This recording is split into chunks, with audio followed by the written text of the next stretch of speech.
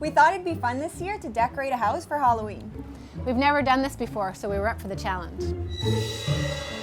We had this beautiful big front porch to work with. And we talked about the direction we wanted to go in, and of course we wanted to keep it tasteful and house and home style. So we began by throwing a drop sheet on the chairs that were there. Yeah, easy, because everybody has a painter's cloth downstairs or a white sheet in the house. Yeah, we got that kind of ghostly abandoned look, which is great.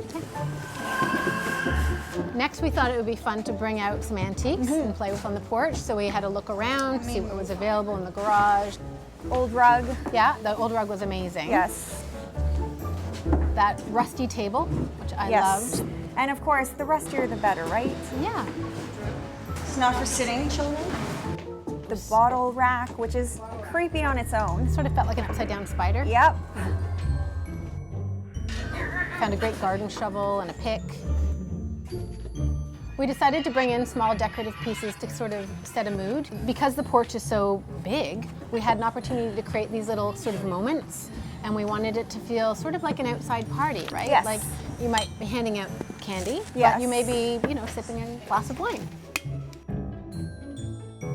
I love that we didn't do the big pumpkin plastic bowl for candy. We went really pretty on this, so we found the beautiful pedestal bowls in the matte glass. That's Very right. nice. Yeah.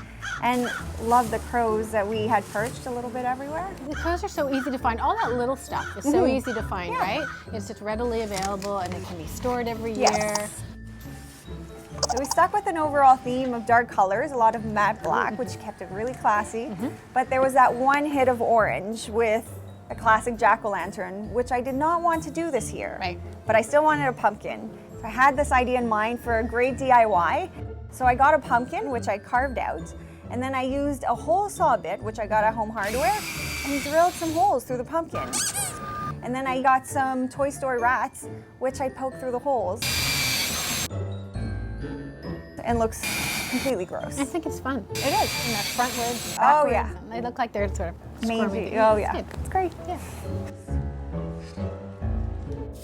I also loved what you did with the snake wreath on the door. yeah. I thought that was really fun. Yeah, that was, again, a super easy DIY with Toy Story snakes this time. And we got a twig wreath, which is available everywhere during the season.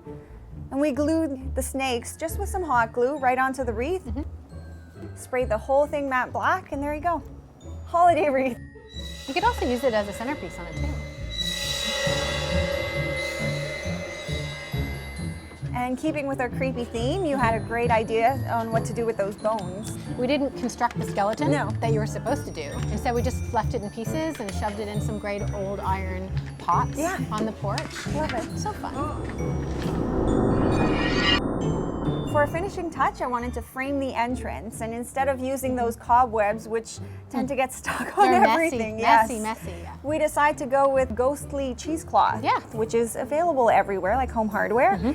But in white, it was just a little too stark, so I dyed them in some black tea, and it looked great. Yeah. Perfectly ratty. I didn't think Halloween could look this good. I agree. I know. It was really successful, I thought. The color of the porch is beautiful to start with, which was really great. And then we played off kind of the muddy greens, the blacks. Then the color also came in the candy, right? The little pops of candy. Well, Yes. I mean, the orange for sure for the pumpkin, our hero.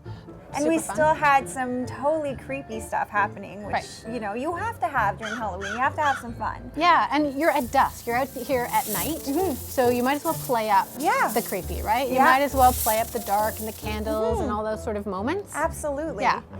There were really big, impactful moments with that crazy owl. It was great. It was great. Yeah. It was really great. And not garish, right? I know it's easy to go off track at Halloween and buy everything you see with glitter and crazy colors, but it's important if you want to keep it classy to stick to a theme, which is what we did. Yeah, we talked about that. I mean, the house is Victorian. Yes. So we kept it sort of like Creepy antiques. Creepy antiques. Like American Gothic.